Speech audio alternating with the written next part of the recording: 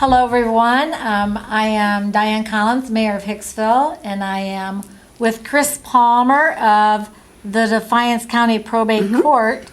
And we're here just doing an informal talk about a guardianship program that Chris is trying to get the word out about. So, Chris, would you start out by telling us your background in this program and other things that you've done? Okay, sure. Well, thank you, Diane, for asking me to be here. I love talking about the guardianship program. I have worked in Defiance County now nearly, I hate to say this, 40 years. I am a licensed social worker. I am currently the guardianship liaison at the Defiance County Probate Court, where I work under Judge Strasbaugh. And Judge Strasbaugh is the individual that saw the need for establishing this type of program. We realize that people are growing older, families aren't living together as close by like they used 2 years ago, and so we found a need for individuals to step up as guardians, legal guardians, as people grow older. And so he decided and hired me in the fall of 2016 to start the guardianship program. So I've been there 2 years now. So how many guardians do you have? So right now, well, guardians, we have over 200. We have about 200, if I am going to guess about 230 legal guardians. And I do oversee, along with our great staff, the clerks at the probate court, we do oversee all of the cases in terms of paperwork and when their reports are due. But in terms of volunteer guardians, the individuals who are volunteering, we have 8. And that doesn't sound like a big number, but what I'm going for is quality, not quantity. And so we have 8 really solid volunteers, and most of them have at least two wards that they look out for. And we usually try to put them in the same nursing facility or close by, so it's easier for them. We don't like to assign more than 2 because we don't want to overwhelm the volunteer, and we want it to be a good experience. I'm glad you clarified the difference between the guardians and the volunteer guardians, because the volunteer guardians are what you're really making an effort to promote right now, and the guardians, such as myself or my daughter Kimberly, are part of the 200. Right. And so fortunately, Kimberly has someone that is looking out for her and that is going to step up and advocate and help make decisions. But there are individuals in Defiance County that don't have any family or friends, or believe it or not, it's hard to believe, but people that would be able to help them when they become incompetent and make decisions. And that's why we needed the volunteer program, because we have been able to secure individuals. We have a couple retired teachers. We have a retired guidance counselor. We have a retired nurse. We just have a real wonderful variety of a skill set where people come in, and I match them up with a person that we think is going to be a good fit for them. Okay. For example, the nurse has some background in psychiatric nursing, and so we're able, if there's an issue, an individual that may have some mental health issues, that's a good match for her.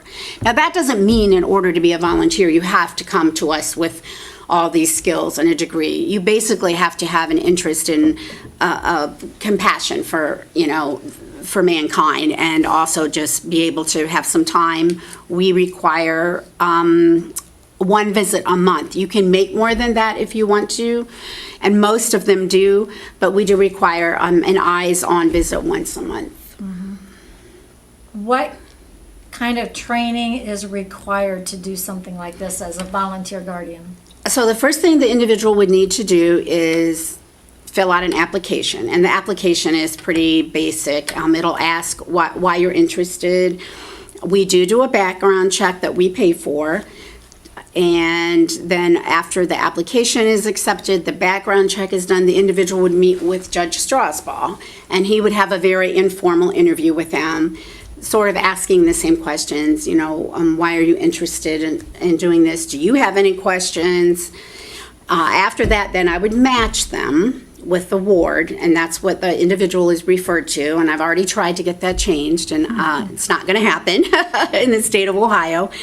But then a prospective legal guardian would meet with the ward, and then if it's a good match, if they feel comfortable, then we would go ahead and go into court, and the individual would be sworn in at that time in a hearing. But let me just back up, because we also have an attorney. We have several attorneys who would be completing the paperwork.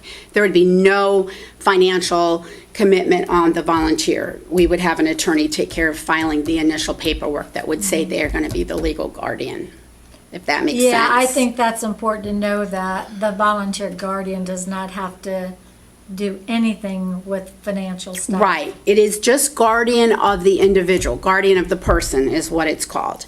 And often it's guardian of the person and estate, but we make sure that it's just guardian of the person. If there is an estate, we have an attorney handling that.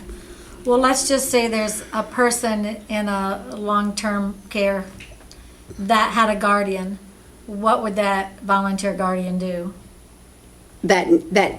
Oh, if they were the guardian of that Yes, person. Okay.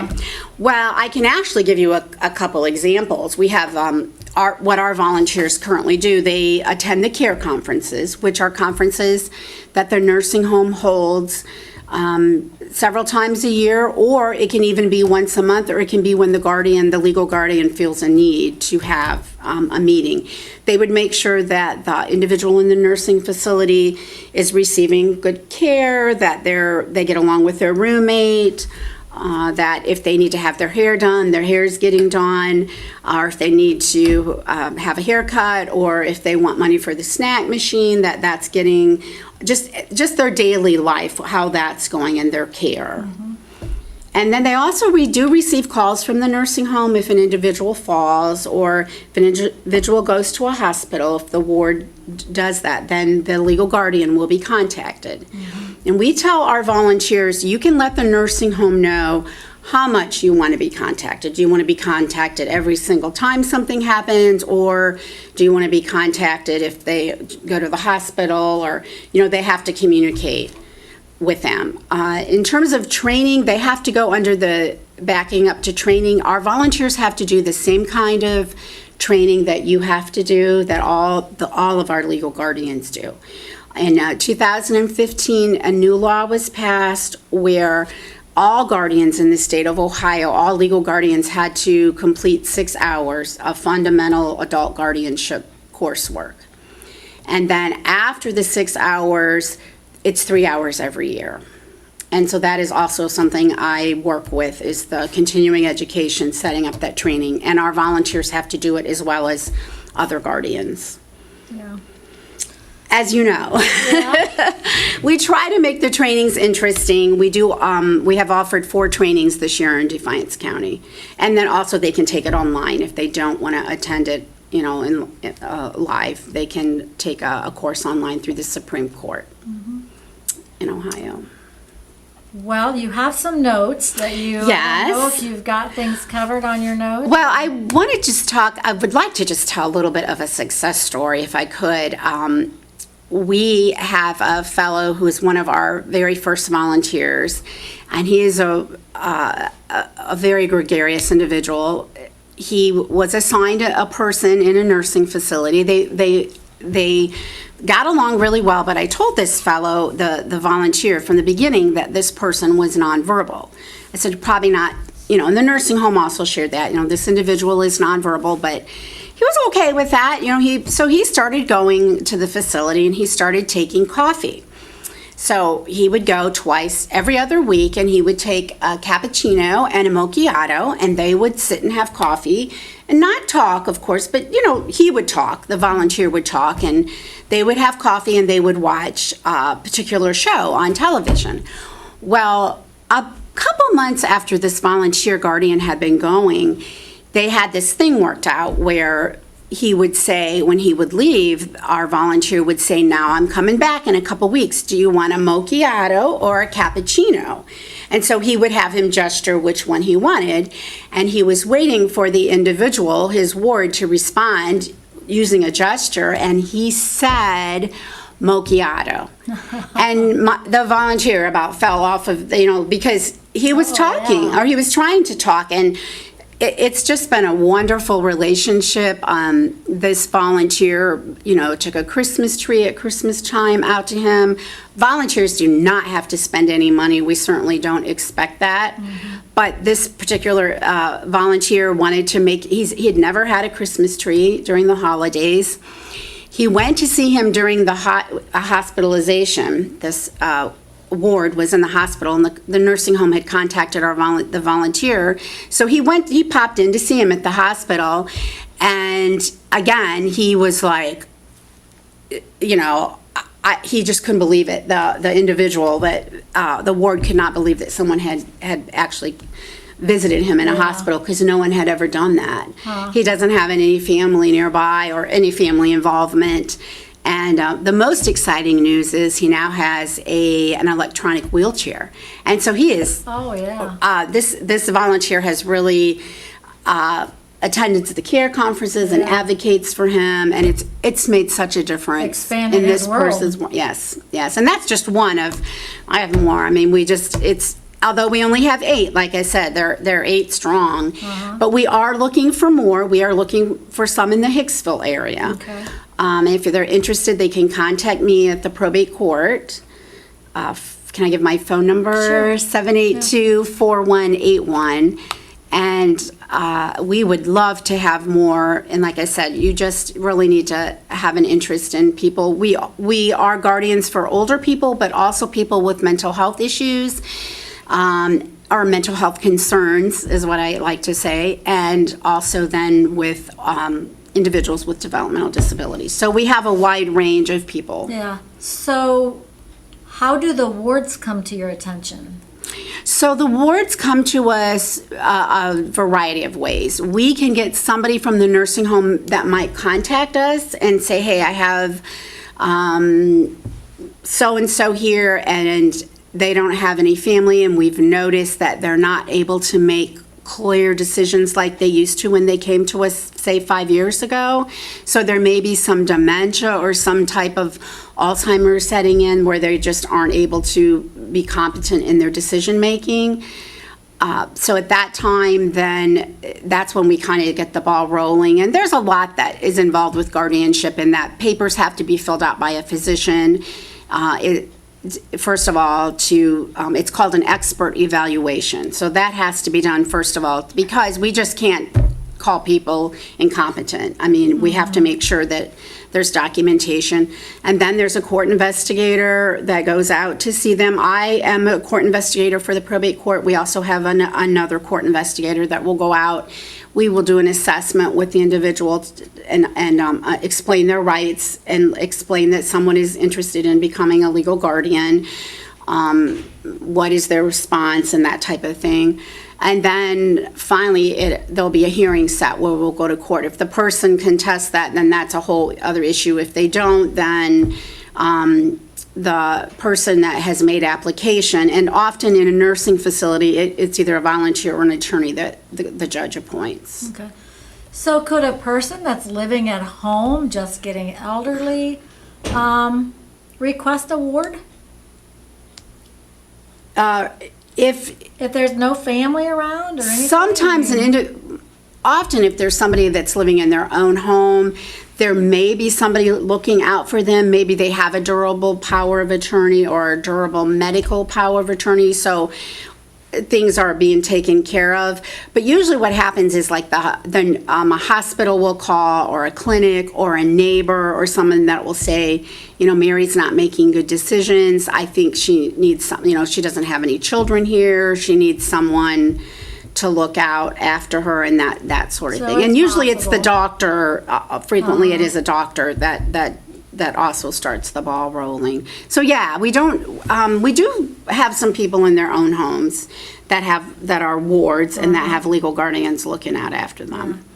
And from what you told me some time back, you didn't actually have anybody in mind in Hicksville right now, Right. any wards, but in preparation of that ever happening, it would be nice to already have some volunteer Right. guardians Right. lined up in the area. It would. We would, because I'm sure we will at some point Yeah. have somebody from Hicksville. And we would want to be able to serve them also, of course. And so we would love to have some, I know there are some people here that would be excellent volunteers. Mm-hmm. And again, you know what I always tell people in volunteering, they get to pick their own time. You know, we don't care when they go see the individual. It's their call, and there is the training, but you can take it online, or you can come. It's 6 hours initially, and then 3 hours a year. And at no cost to them. There is no cost to the guardian. It's a good way to give back. Well, it's especially appealing that it's at your own convenience. Yes, that's important. People Those with are busy nice ways to volunteer Yes. when you can set your own hours. Exactly. Hicksville has a lot of volunteer opportunities here, so this is just something else that we can add to our list. Right, right. Yeah. And I'd also be willing to speak to any, if there's any church groups or, you know, particular women's group or men's group. I've been on the speaking circuit a lot, and I have secured a few volunteers from speaking engagements. Well, that is a good idea because Yeah. there's always organizations that are trying to come up with new speakers, new topics. Right. And all that kind of stuff. Exactly. So that's a great idea too. Yeah, A lot of men's or women's church groups are just looking for right. something to present that's Right. a little newer that we hadn't heard of. So Yep. I think it's a great program. Thank you. I know, you know, from hanging out in the nursing homes, from church once in a while, you know, how much the elderly people enjoy so much just someone to come in their room and visit with them and say hi, even if you can't stay. It always adds a smile to their face. Yes, so, it absolutely does. Absolutely. So I can think that this would be a great program to be in. Oh, yes. So, anything else we No, need I don't to think cover so. on this topic? I think I've covered,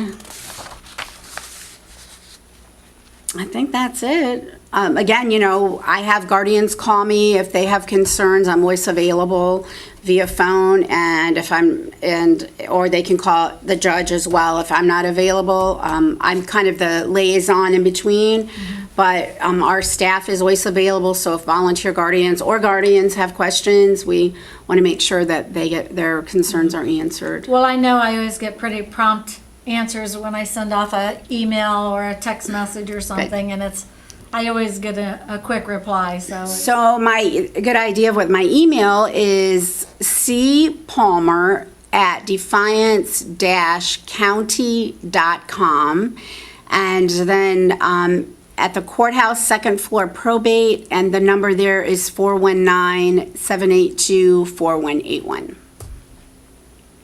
Okay. Well, thank you very much for joining us today, and hopefully you've learned something, and maybe you'll feel it in your heart to sign up to be a volunteer guardian. Thank you.